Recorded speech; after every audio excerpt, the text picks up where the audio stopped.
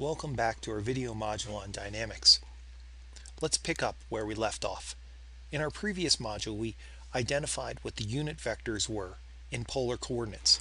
Today, I'd like to change that by saying that particle A is moving at some velocity v. I want to understand that velocity using polar coordinate vectors.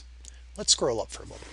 We know in rectangular coordinates that v is simply going to be whatever the change is in the x direction plus the change in the y direction in this format. In polar coordinates, we'd see that we have some term going in the ER direction and then some term going in the E theta direction.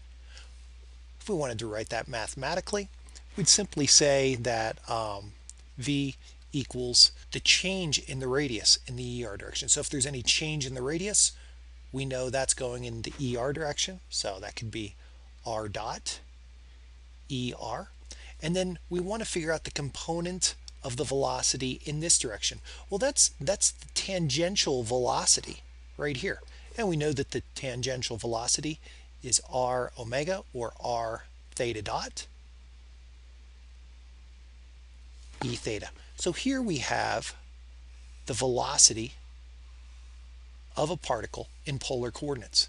We could have just as easily said that the velocity equals the derivative of the position with respect to time, and in polar coordinates that's the derivative of r er dt, and by using the chain rule we see that's going to be r dot, the derivative of the first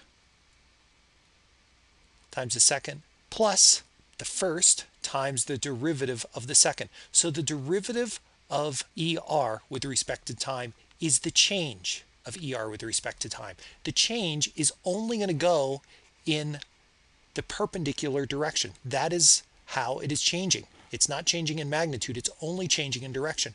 And the change is theta dot in the E theta direction. So in this case, we have the same solution. Finally, we can kind of imagine it based on everyday experience.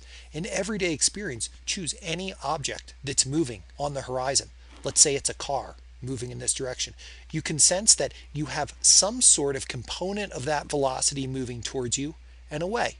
And that's a very simple understanding of how fast is it moving towards you or away in the towards and away position. And then we also see that it's moving across our field of vision. It increases linearly as the radius gets further.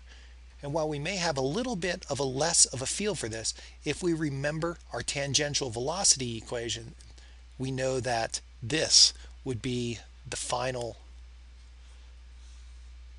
velocity if we were just looking out on the horizon. So in summary, we can define the velocity of some particle A in terms of our polar unit vectors or a polar coordinate frame. It's not quite as intuitive as the velocity in the rectangular coordinate frame, but once again, when we're dealing with circular motion, we'll find that a lot of this math gets much easier.